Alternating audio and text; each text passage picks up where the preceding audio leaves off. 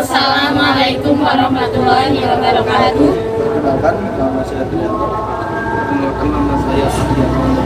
Saya Ani Setiani. Saya Laila Noviana. Saya Novirani. Saya Fethi Amelia. Kami dari kelompok 5 akan menampilkan video dokumentasi dari kelompok kami dalam rangka memenuhi tugas mata kuliah Aswaja yang diapu oleh Bapak Kusnan. Selamat menyaksikan. Assalamualaikum warahmatullahi wabarakatuh. Kami di sini bersama Mas Puji Purnawan sebagai pengurus Al-Asyariah Pusat. Kami akan menanyakan pertanyaan tentang Pondok Al-Asyariah Pusat. Bagaimana awal berdirinya Pondok Al-Asyariah? Untuk awal berdirinya Al-Asyariah itu dimulai dari sang pelopor, yaitu Mbah Muntah Al-Hafid. Itu terus dari awal berdirinya itu dari sebuah cerita dari itu murid dari Sunan Diponegoro, yaitu Raden Diponegoro. Itu pada zaman Belanda itu diserang oleh pasukan dari Belanda, terus mengungsi di Kalibeber khususnya. Terus dulu itu namanya Raden Hadiwijaya. Raden Hadiwijaya itu terus berganti nama dengan nama yaitu Kiai Haji Muntah Awal yang makomnya itu di Karangsari. Habis itu mendirikan sebuah padepokan untuk belajar. Padepokan itu pertama itu di Karangsari. Habis itu ada musibah banjir, terus pindah ke Al-Asyariah, terus diteruskan oleh putranya yaitu Kiai Haji Abdul Rahim. Kiai Haji Abdul Rahim makomnya itu di Derodur. Habis itu dilanjutkan. Dan ada sedikit cerita dari Kiai Haji Abdul Rahim. Beliau adalah seorang penghafal Al-Quran. Bahkan ketika beliau pergi ke Mekah, beliau menulis Al-Quran pakai tulisan tangannya sendiri sampai hatam, sampai pulang ke sini. Terus ada konflik berkepanjangan, yaitu konflik politik dan penjajahan itu. Terus Kiai Haji Abdul Rahim dikejar sampai ke Ndero, habis itu wafat di situ.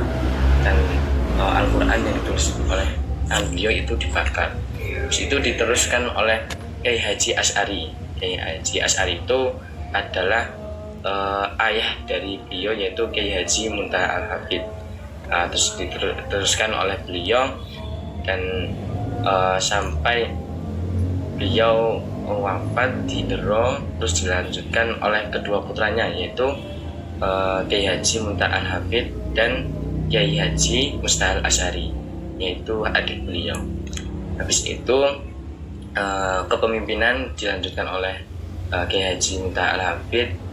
Di situ Al-Asyariah menemukan kejayaannya, yaitu dipimpin oleh beliau dan sama beliau adiknya, yaitu Kiai Haji Mustahil Asy'ari. Terus Kiai Haji Muntah Al-Hafid mendirikan pondok dan juga yayasan seperti TK, terus SD Tahadzus Al-Quran, terus SMP Tahadzus Al-Quran, dan juga SMA, SMK, dan masih banyak, termasuk Universitas Sains Al-Quran yang dulu itu IIKI. IIKI itu dulu di Masjid Baitur Rahim, di situ tempatnya.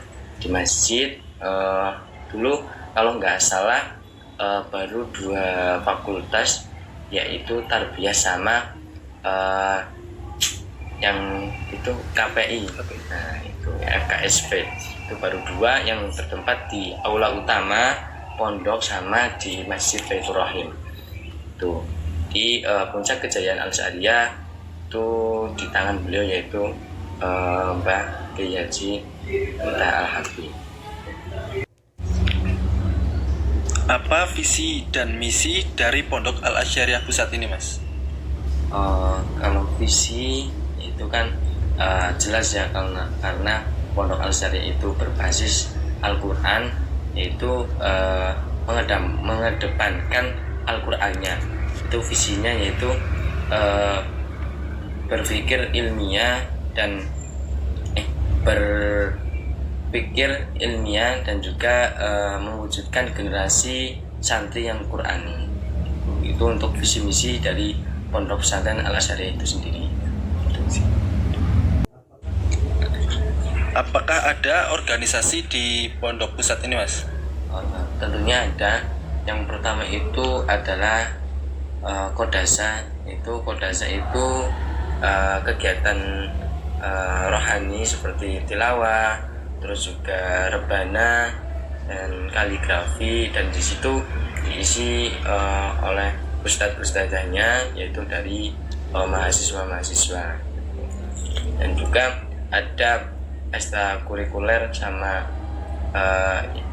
bela diri, tapi itu kerjasama dengan yayasan seperti SMA, SMK. Dan juga ada pelatihan multimedia, yaitu yang dilatih langsung oleh admin Al Asyariah. Bagaimana strategi dakwah Pondok Al Asyariah dalam membentuk akhlakul karimah para santri? Untuk strategi dakwah kan ada 3 gitu. Yang pertama itu bil kolam. Kalau bil kolam itu dengan kepenulisan.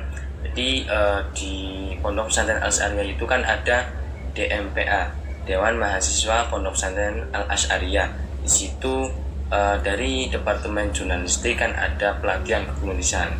Itu yang diikuti oleh mahasiswa SMP, SMA, dan itu untuk melatih santri untuk bisa menulis karyanya seperti puisi, antologi puisi itu, dan juga kepenulisan seperti untuk khitobah dan lain-lainnya. Dan untuk bilisan itu sama dengan berbicara dengan mauidhah hasanah, dengan tutur yang baik. Itu yang pertama. Kita kan ada ekstrakurikuler Kodasa.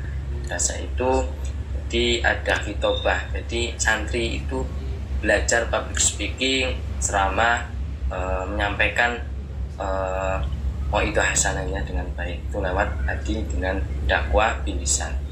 Yang ketiga bil hikmah.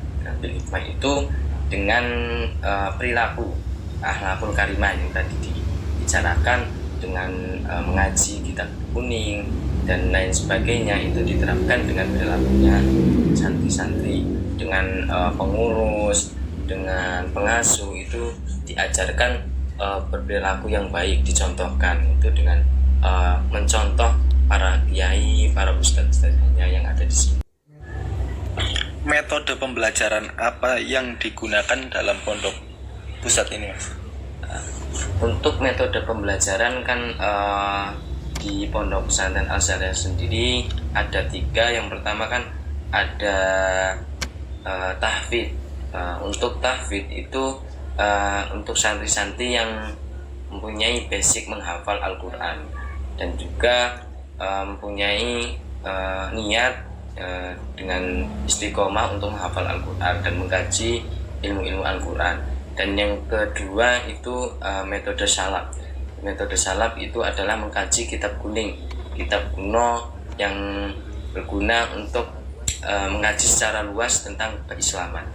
Yang ketiga ada reguler. Kalau reguler itu kita bisa belajar kitab kuning, yaitu salaf, dan juga bisa menghafal. Tetapi di dalam metode reguler itu kita tidak ditargetkan untuk menghafal ini beberapa juz atau gimana.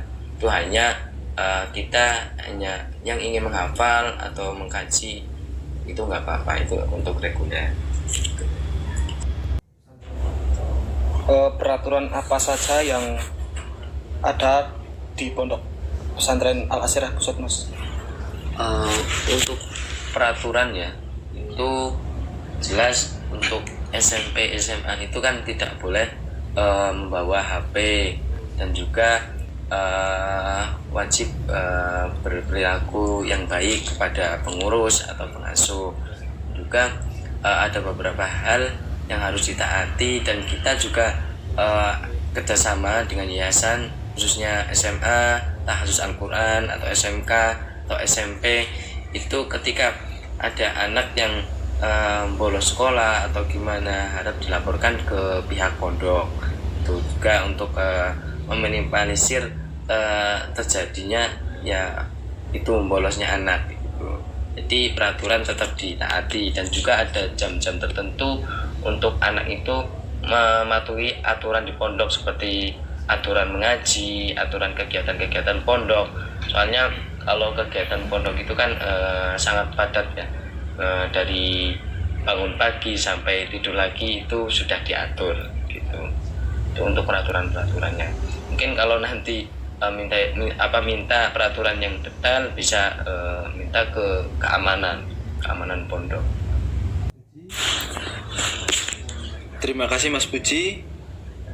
Mohon maaf bila ada kesalahan yang kurang berkenan, kata yang disengaja maupun yang tidak disengaja.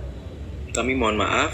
Terima kasih. Wassalamualaikum warahmatullahi wabarakatuh. Waalaikumsalam warahmatullahi wabarakatuh.